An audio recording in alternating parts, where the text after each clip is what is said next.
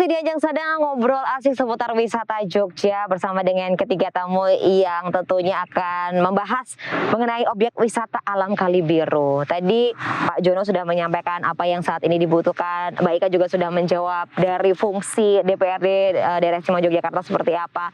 Kita langsung ke Pak Joko. Pak Joko silahkan, kalau tadi sudah disampaikan mengenai potensi-potensi yang saat ini sedang direncanakan begitu ya. Kalau dukungan dari Dinas Pariwisata sendiri seperti apa? Iya, jadi Dinas Pariwisata ini dalam setahun bisa melakukan pelatihan-pelatihan. Oke. Kemudian fasilitasi-fasilitasi. Nah, kita ini kan basisnya kecuali kita ada APBD, kita juga ada dana IS, kemudian di AK juga kami selalu sounding ke pusat. Ketika pariwisata ini dijadikan trigger untuk pemulihan perekonomian di masa pandemi ini, kami mempunyai optimisme yang sangat tinggi. Maka Kulon Progo menangkap dengan kami sebut Nusa Broto ya, Nusa Brata. Jadi Nusa itu pulau, Brata itu bersaudara. Walaupun Indonesia terdiri dari berbagai pulau, betul. Bersaudara. Iya. Meskipun Kulon Progo ini terdiri dari berbagai macam urutan, tetapi tetap bersinergi. Iya. Dan Nusa Broto itu adalah singkatan dari Manunggal Sedyo Broyo Pariwisata. Iya. Ini maknanya adalah ketika kita menentukan pariwisata ini untuk pemulihan perekonomian, ya semua harus mendukung. Contohnya, isu ini akan banyak program padat karya misalnya dari provinsi, dan ini sudah mulai tahun ini. Nah, padat karya ini kan terutama untuk menguatkan sektor pariwisata, karena di situ ketika ngomong pariwisata ya ada ekrafnya, kemudian ada transportasi, ada jasa kuliner dan seterusnya. Ini yang kita lakukan, sehingga ketika kita menentukan pariwisata itu, lalu dinas koperasi masuk, perdagangan masuk, kemudian PU juga infrastrukturnya betul. Gitu. Sehingga tidak harus bersumber dari dinas pariwisata, tetapi inilah kolaborasi ini, sinergitas ya Pak, kepentingan ini. Oke, jadi memang poinnya adalah sebenarnya tidak hanya tugas dari Dinas Pariwisata, tapi dari semua dinas-dinas ini juga memiliki peran tersendiri. Sinergitas menjadi kuncinya, begitu ya, agar tentunya wisata alam Kali Biru ini terus menjadi destinasi favorit di Yogyakarta, khususnya di Kulon Progo. Nah, kalau kita berbicara untuk wisata alam Kali Biru ini kan berada di puncak ya Pak, sekitar 450 meter MDPL, begitu. Nah, untuk keamanan sendiri ketika para masyarakat ingin menuju ke Kali Biru ini seperti apa? Apakah memang sudah terjamin Pak semuanya? Ya. Aksesnya? Ya, jadi kami selalu melakukan koordinasi dengan banyak pihak yang memang terkait dengan pengamanan ya, dengan Polri, TNI, kemudian Sarlinmas, kemudian unit-unit seperti jaga warga dan lain sebagainya. Nah, di ranah pariwisata sendiri kita kan punya Pok Darwis dan punya desa wisata ya, yang itu juga komunikasinya intens. Setiap saat kami ini kan punya forum. Nah, tadi kami sudah atur, kami punya fasilitasi dan juga punya pelatihan-pelatihan ya, kemudian ada workshop dan lain sebagainya. Ini yang kita manfaatkan untuk mengedukasi. Nah, di Kali Biru terutama ini sudah bagus, sangat bagus. Betapa jalan itu memang betul-betul diatur sedemikian rupa, karena ya mohon maaf kondisinya sekarang ini infrastruktur memang belum maksimal, harus buka tutup misalnya ini. Tetapi Pak Jono dan kawan-kawan ini sudah profesional mengatur jalannya, alurnya, alur kendaraan harus lewat mana, kemudian siapa yang harus pakai jeep misalnya, siapa yang boleh pakai mobil pribadi misalnya, kendaraan pribadi. Ini tersinergi semuanya, sampai tukang ojek pun oleh Pak Jono ini dirangkul ya, sehingga tamu yang seperti apa yang harus naik ojek dan seterusnya.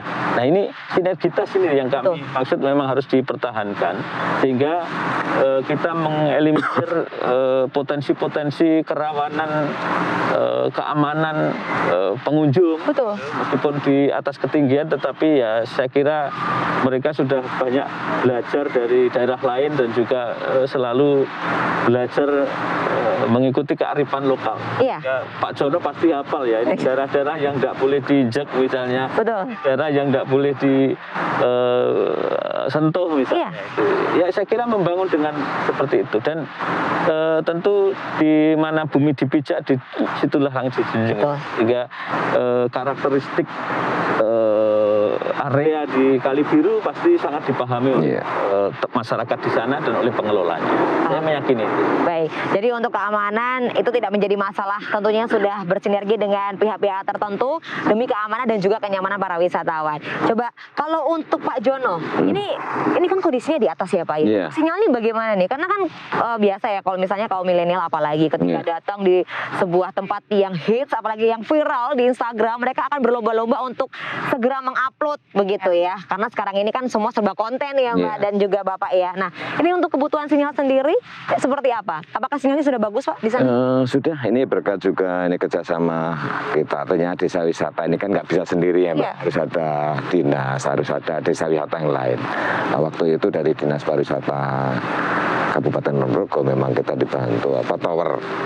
Jadi untuk menangkap sinyal biar bagus, dan alhamdulillah sekarang orang foto di sana langsung diupload juga udah bisa ya? Udah bisa. Wow. Nggak terlalu kerepotan kalau sinyal.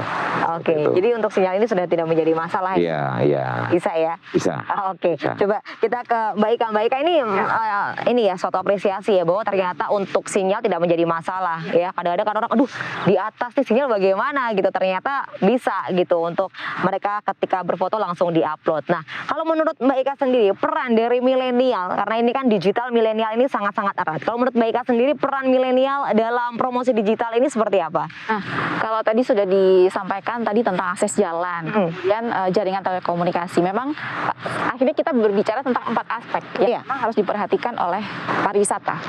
Dalam membangun pariwisata itu harus memiliki atraksi, amenities, kemudian aksesibilitas dan kelembagaan. Betul. Nah, yang pertama atraksi itu adalah daya tarik objek wisata itu sendiri. Iya, ada apa sih gitu? Ya, ada keindahan alam, kemudian spot foto, flying fox dan masih banyak lagi. Aksesibilitas mencakup 3 hal, telekomunikasi, jaringan telekomunikasi, sehingga tadi milenial bisa langsung posting ke media sosial. Kemudian juga untuk publikasinya juga sudah dipermudah. Kemudian untuk akses jalannya juga sudah harus memadai, dan yang ketiga adalah akses untuk transportasinya juga harus terpenuhi semuanya.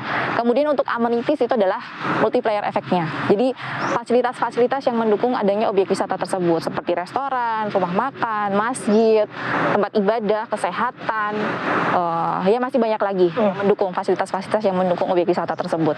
Kemudian yang terakhir adalah kelembagaan. Tadi juga disampaikan tentang keamanan. Kelembagaan itu adalah lembaga atau organisasi yang mengelola objek wisata tersebut. Nah, dengan adanya kelembagaan ini maka nanti wisatawan itu bisa lebih mudah dalam mencari informasi tentang objek wisata tersebut dan juga dari segi keamanan gitu. Oke, kalau di Kali Biru sendiri apakah sudah mencakup 4 yang tadi sudah disebutkan Mbak Ika? Sudah, tetapi memang ada beberapa poin tadi sudah disampaikan untuk akses jalannya memang masih harus dimaksimalkan kembali begitu. Oke. Tentunya nanti anggaran ya Pak ya.